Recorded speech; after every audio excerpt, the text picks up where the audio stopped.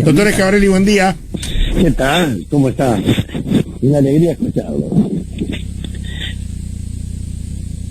¿Aló? Siempre económicas.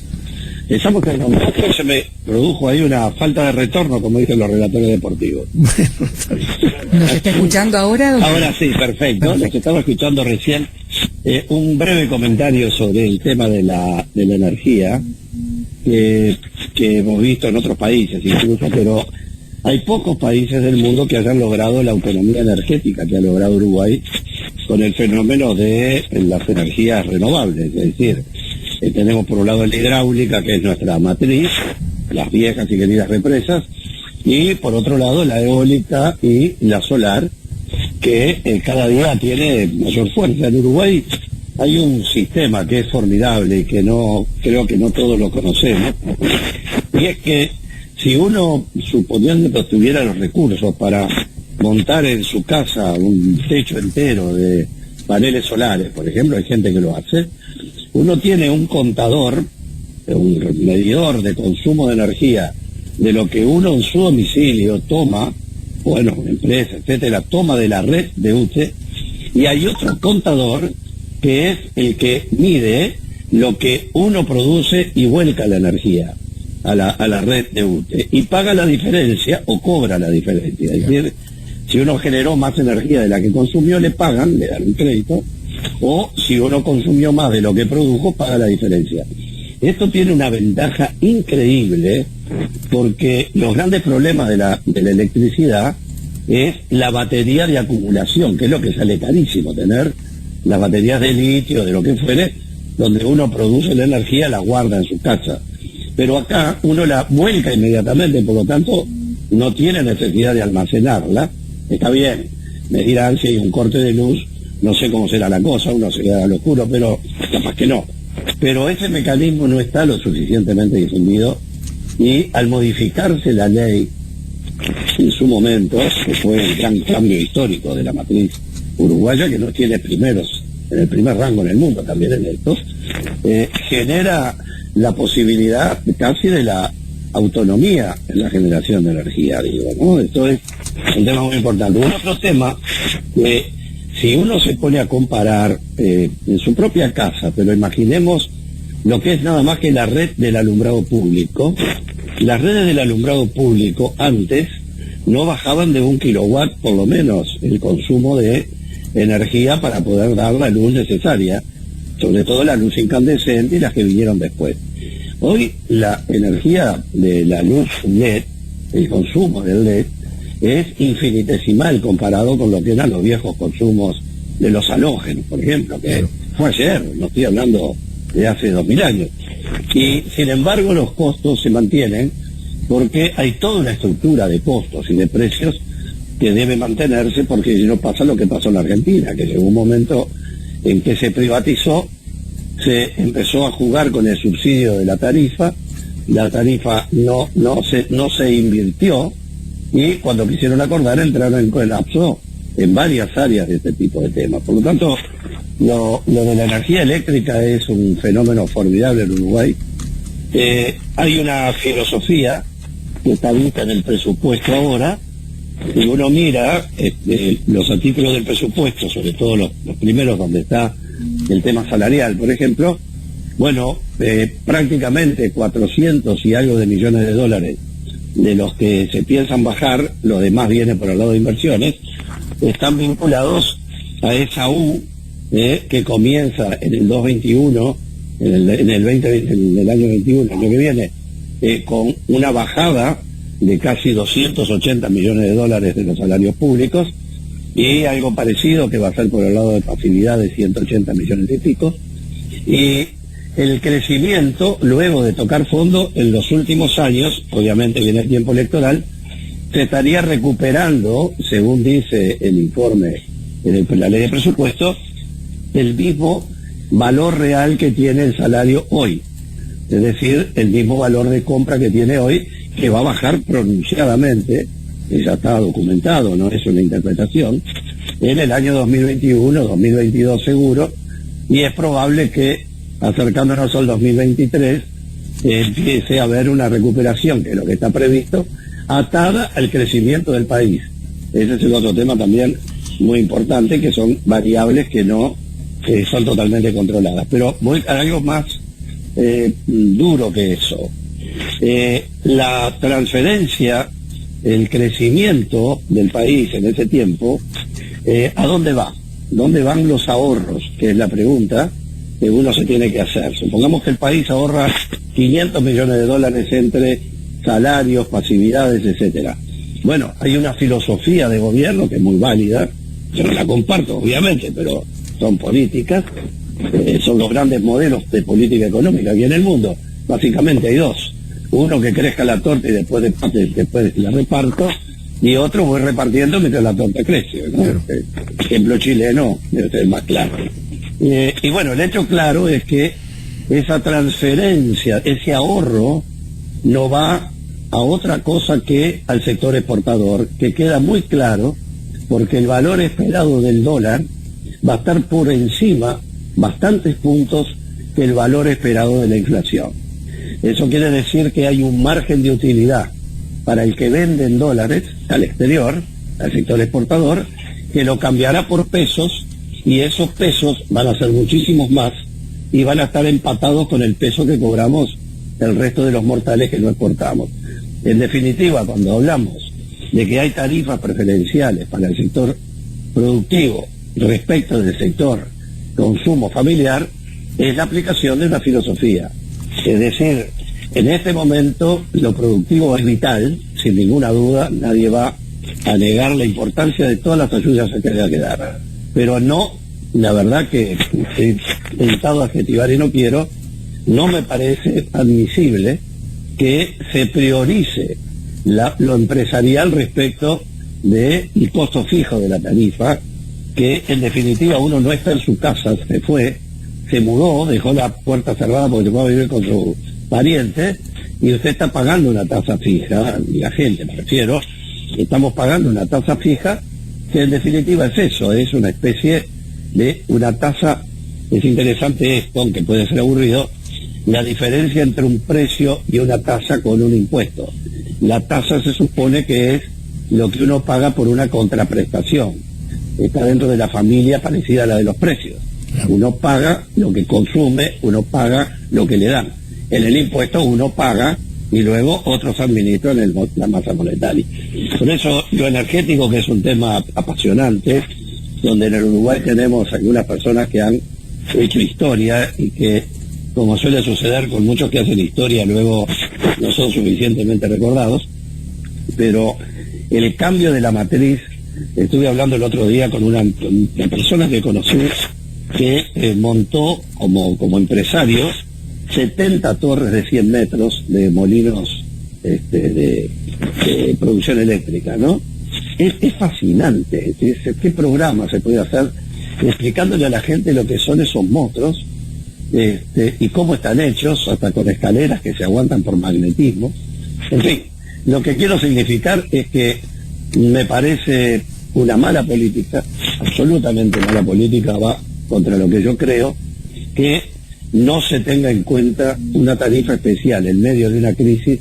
Para empezar, debiera ser suprimida la tasa fija para todos los consumidores menores de determinado rango, porque tenemos que buscar ayuda, porque si no estamos dando salarios básicos y la gente se está desafiliando de servicios de emergencia y se mantiene, y hay 80.000 personas más que están incorporadas al sistema de ACE, saliendo de las mutualistas.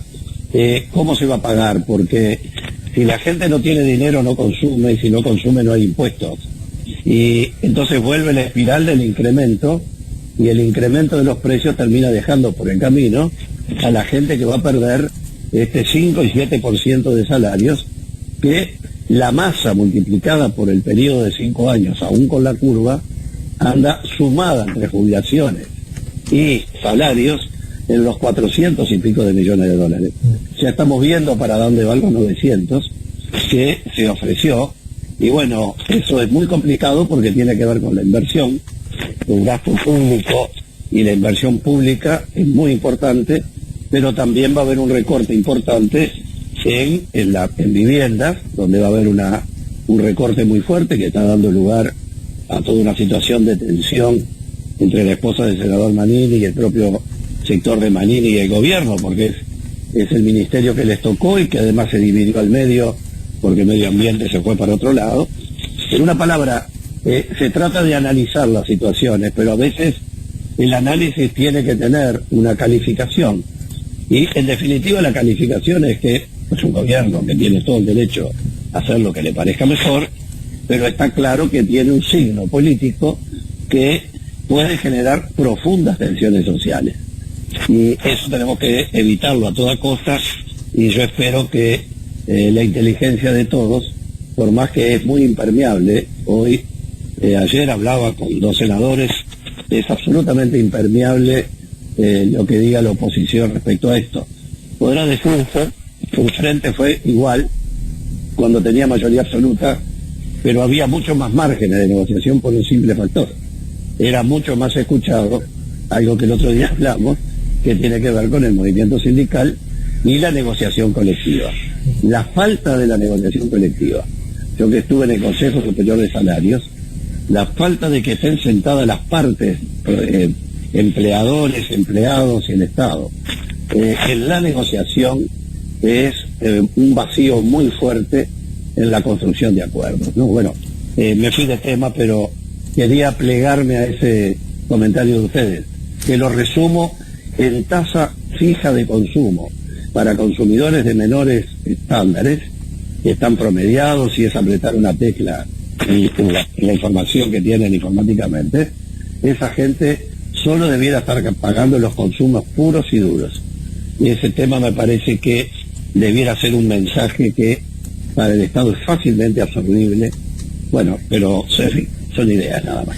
Claro, y sobre todo, Alberto, cuando el propio doctor Julio Luis Sanguinetti nos informa de que encontró una empresa ordenada, estabilizada, dice, podemos cuestionar decisiones políticas, pero lo demás está todo en orden.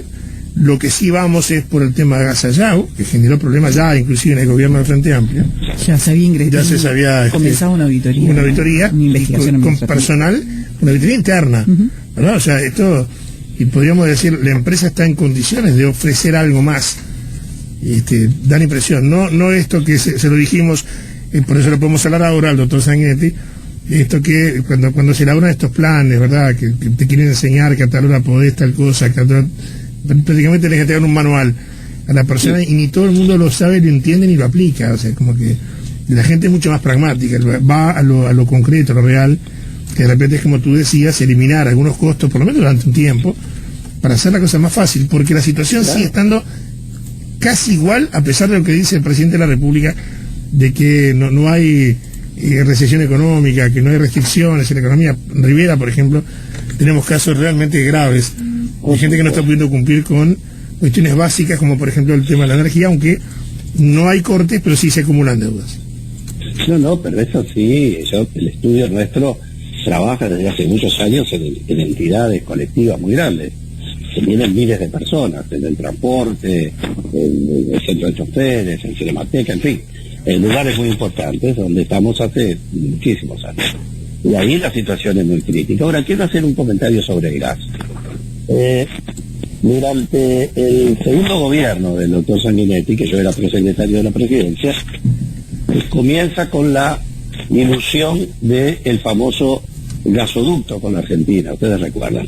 Sí. Se construía, es más, se hablaban que se iban a usar, estaba yo ahí presente, no me lo contó nadie, se iban a usar los bolsones en el Santa Lucía para utilizarlos de reservorios incluso, porque el gas se almacena bajo tierra, como se almacena el petróleo. Las reservas estratégicas de Estados Unidos, por ejemplo, muchas están bajo tierra, en bolsones que eran de otra cosa, quedaron vacíos y los llenan como si fuera un gran estanque. Bueno, cuando comienza el proceso para comprar el gas argentino en realidad es una producción importante, pero venía expoliado desde Bolivia, es decir, el gas boliviano, previo a la etapa de la nacionalización, venía a un precio realmente ridículo. Yo escribí algún editorial sobre eso hace muchos años, Y bueno, y tenía los números, que ahora no tengo de memoria, obviamente, pero un costo que venía 1, en la Argentina se vendía 5, y lo exportaban a 7, para hacerlo claro. En realidad era un gas boliviano, por eso el gasoducto tendría que haber sido desde Bolivia. Es más, si ustedes recuerdan, cuando quisimos comprar energía eléctrica, en la energía eléctrica hay un aspecto que es la producción, otro aspecto que es la transmisión y el otro que es la distribución. Una represa produce, la Yacyretá, Itaipú, lo producen, hablando del exterior, se utiliza una red, que es una carretera por donde se transporta, y llega hacia la central de distribución, que es, por ejemplo, la UTE en Uruguay. Hubo un momento en que teníamos arreglada la compra, le estoy hablando de aquellos tiempos, de energía eléctrica a Paraguay, y no podíamos comprarla porque nos tenían cortada la carretera argentina, que era la red de transmisión. Volviendo al gas, ahí tuvimos dos grandes problemas. Primero, hubo un error en la medición, en el tamaño del gasoducto, es decir, el diámetro del tubo, por decirlo de algún modo. Y luego se cayó el sistema, porque no hubo la exportación, mejor dicho, la traída de gas barato desde la Argentina. Surgió como alternativa, cuando en aquel momento se pensaba que el cambio de matriz del combustible, del petróleo, al gas era, por supuesto, mucho más barato y más limpio. Cuando se quiso ir a esa línea, todavía apenas se soñaba con lo eólico y con lo fotovoltaico. Bueno, cuando se frustra ese tema de las cañerías que quedaron ahí, fue una inversión gigantesca, gigantesca, y dio en los cálculos y las consultorías para ese tema.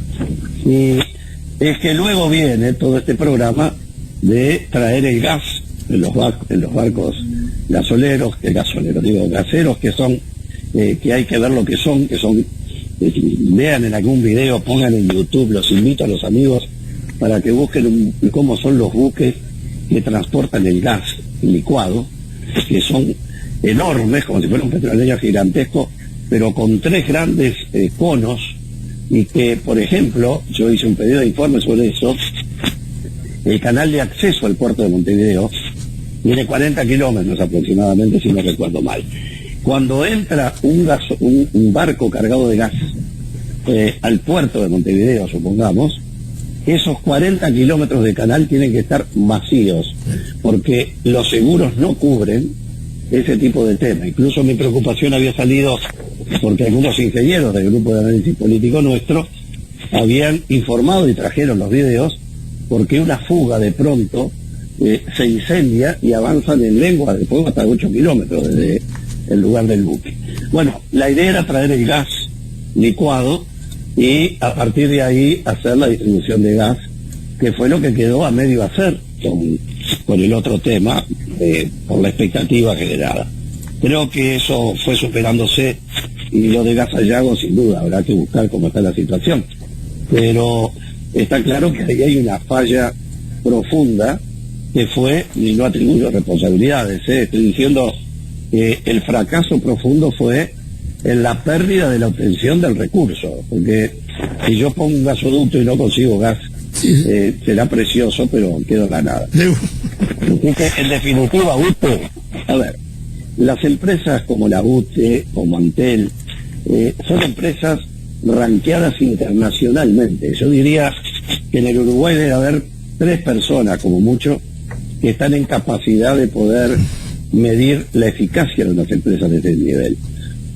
La OCDE, que se dedica a eso, y yo estuve en reuniones donde se trabajó este tema, la última en París y la anterior en Perú, la calificación de los científicos que lo son, de la OCDE, que son de lo mejor del mundo, con respecto a estas empresas es impresionante. Por eso el temor de que una empresa como Antel, por ejemplo, que está ranqueada entre las mejores del mundo en proporción de habitantes, fibra óptica, acceso a la comunicación, la velocidad de comunicación, cable de internet propio que no depende de ningún otro país, es decir, es joya de la corona, y hay que tener mucho cuidado, porque ahora ya no hay golpes de Estado por militares, sino parlamentarios.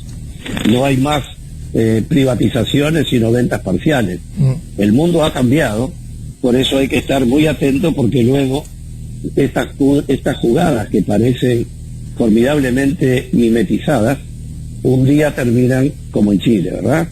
Donde estamos asistiendo a un fenómeno nunca visto, en el que un año después de aquellas revueltas terribles, donde hubieron cosas imperdonables, pero en una reacción de 1 millón y pico de personas que no son fácilmente movilizables por nadie, aquello que hablábamos tanto con ustedes de la gobernabilidad, mi verdadera obsesión en la gobernabilidad. Bueno, pensemos bien qué ha votado los chilenos. Los chilenos han votado, normalmente nosotros votamos constituciones, reformas, que el sistema político elabora y luego lo pone a consideración de las organizaciones sociales, los gremios, sindicatos, en fin, todo el mundo. Y cuando hay más o menos un consenso, se hace una constitución, un proyecto, 2 proyectos, y la gente vota esos proyectos en un plebiscito y aprueba una constitución que elaboraron otros. Aquí es un fenómeno increíble, porque yo no vi si es clara la lectura de este asunto por todos los amigos. Los chilenos no solo votaron por tener una nueva constitución, sino que votaron para elegir una asamblea constituyente. Sí, sí, además, eso creo que es fundamental, importantísimo. Fundamental. Y había 2 opciones. Uno, ustedes lo tienen claro, por supuesto, es para los amigos, uno que incluía en esos 150, 155 personas, no recuerdo. 155 son. 155, que claro, tenía que ser impar, para poder hacer la constitución. O se ponía una parte de políticos y otra parte de ciudadanía, o se ponía 0 políticos. Bueno, ganó casi por el 80%, 0 políticos. Ahora, la preocupación, yo estaba en contacto con amigos de Chile, por suerte uno tiene, gracias ahora al WhatsApp, vivo en contacto con tanta gente de tanta parte del mundo. Ahora la preocupación es la alegría de sacarse de encima una constitución que fue espantosa en su origen, anacrónicamente desde el punto de vista jurídico, su construcción actual, que fue remendada por parches que quedan espantosos, perdió organicidad la constitución chilena, una constitución que no protege ni la educación ni la salud. Ahí el que no tiene dinero está liquidado, es todo pago. Es más, hay profesionales que se llegan a jubilar sin haber terminado de pagar las cuotas de las universidades. Pero todo eso va a cambiar para bien. Ahora, el problema es quiénes van a estar con ese tema, qué orientación van a terminar dando, porque Chile también tiene una construcción fuertemente capitalista, y está claro que tampoco puede tener un cambio de signo radical en el momento en el que tiene que conservar las inversiones. El viejo equilibrio, Margarita, Iván, de tratar de tener primero en cuenta a la gente y luego los mercados. Ya ni China no resiste la tentación de esto, y ustedes córtenme cuando se me llegó el tiempo. El tema de China, que toda la vida se fue a trabajar a China porque era más barato mandar a hacer un aire acondicionado a China que a ningún lado. Trump dijo que era más barato Vietnam, que era más barata Camboya. Al final terminó la obra industrial siendo más barata en México, porque está atiborrado de gente que está esperando a ver cómo entra para el lado de Estados Unidos. Pero no, en realidad los chinos, que eran los que estaban perdiendo la posibilidad de las grandes fábricas que trabajaban allí a precios muy baratos, porque la gente en China pretende y comenzó a ganar mejor, por lo tanto se empezó a salir más cara la obra industrial. China está invirtiendo en países africanos y está acordando con Francia en países que eran no colonias, países independientes, pero con una fuerte impronta francesa en lo político y lo económico, y están trasladando fábricas a África, donde la mano de obra es más barata aún que lo que era cuando era barata en China. El mundo es otra cosa, y mirarnos el ombligo no lo vamos a poder ver bien, y seguramente nos vamos a estar perdiendo levantar la cabeza. No es tiempo para improvisar, es tiempo para medir lo que se está midiendo, y estar en los organismos internacionales cerca, fuerte, con gente contundente, y llegar a tiempo a las líneas de crédito del país. Sigo insistiendo, precisa, en este tema. Y por el lado final, que ayer tuve un largo programa de radio hablando de ustedes, de esa ribera tan importante para el país, que no se valoriza lo que significa ribera. Yo estoy en una campaña, bueno, los felicito además porque tiene a un amigo senador, Rivera ahora, que es muy importante, que para los departamentos tener una persona política representativa en el Senado es muy importante, no importa el signo político, porque es una fuente directa de conexión al más alto nivel de gobierno, además de los diputados y todo lo que puede haber. Pero me parece muy importante que en la falla que ayer me contaban, antes de ayer, de que del lado de Santana, ustedes me corregirán, no hay una barrera protectora brasilera respecto del resto de Brasil entrando a Santana del Livramento, y nuestra barrera única de este lado no es suficiente, o si es suficiente generará aislamiento, y nosotros ahí los uruguayos tenemos que poner lo que haya que poner. Me dicen que hay 40 y pico de camas libres todavía de CTI. En una palabra, no hay uruguayos clase A y clase B, eso murió felizmente, y no hay uruguayos culpables inocentes. Lo que hay son espacios territoriales que están en la zona más peligrosa, que es justamente peligrosa por la riqueza de la interconexión social, política, económica, cultural que existe entre una ribera y el sur de Brasil. Eso es lo que uno está tratando de explicar, no porque lo sepa, sino porque algo me mueve. Hablé de ustedes, hablé de la radio, que era lo que me permitía tener esta cercanía, pero en fin, tiempo de cuidarse, porque esto está empezando a crecer y es realmente importante tenerlo en cuenta, ¿no? Disculpen la larga exposición. Alberto, un placer como siempre escucharte. Muchísimas gracias, doctor, un gusto. Hasta la semana próxima. Sí, mucho gusto.